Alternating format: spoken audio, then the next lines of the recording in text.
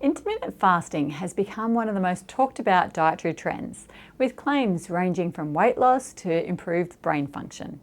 But what about its impact on menstrual cycles? Can changing when you eat affect your hormones and periods? Well, let's break it down. Stay tuned.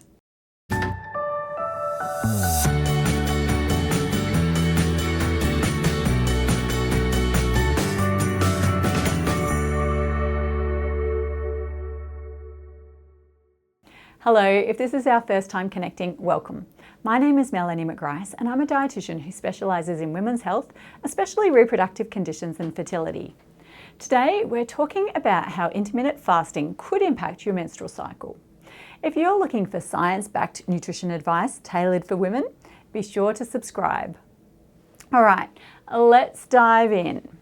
Intermittent fasting involves alternating periods of eating and fasting. And while it's popular for weight management, it also has the potential to influence your reproductive hormones. Your menstrual cycle is driven by a delicate balance of hormones, and any major dietary change, especially one that affects calorie intake, meal timing, and nutrient availability, can have a knock-on effect on your cycle. But is that a good thing or a bad thing? Well, let's explore. Firstly, hormonal fluctuations.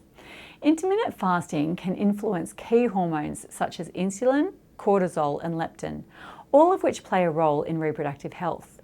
When calorie intake is significantly reduced or meal timing changes drastically, it can disrupt the hypothalamic pituitary ovarian or HPO axis, which regulates ovulation and menstrual cycles. Some women find that intermittent fasting helps with hormonal balance, while others experience irregular cycles or even missed periods. Secondly, there's an impact on estrogen and progesterone.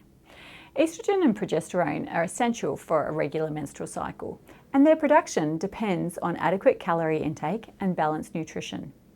Fasting for long periods, especially if it leads to undereating, can lower estrogen levels, which may lead to irregular or lighter periods. This is particularly relevant for women with already irregular cycles, such as those with polycystic ovarian syndrome. Which brings me to number 3. If you have PCOS, intermittent fasting might actually help improve your cycle. PCOS is often linked to insulin resistance, and intermittent fasting can improve insulin sensitivity, potentially leading to more regular ovulation and cycles. However, this isn't a one-size-fits-all approach, and what works for one person may not work for another.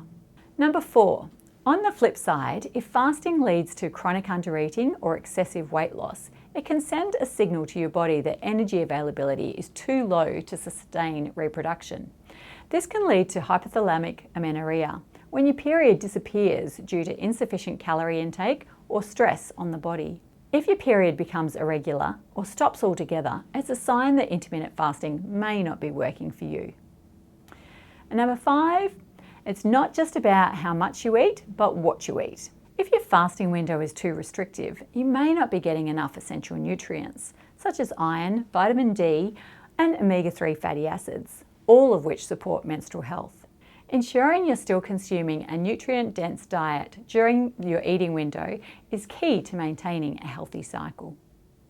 Intermittent fasting affects everyone differently, and its impact on your period depends on factors such as meal timing, calorie intake, and your individual hormonal balance. Some women thrive on intermittent fasting, while others experience cycle disruptions. If you notice changes in your menstrual cycle, it may be worth adjusting your approach or working with a dietitian to ensure you're meeting your body's needs.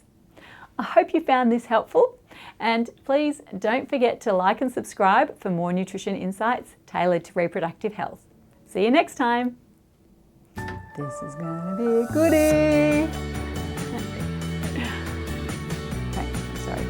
When calorie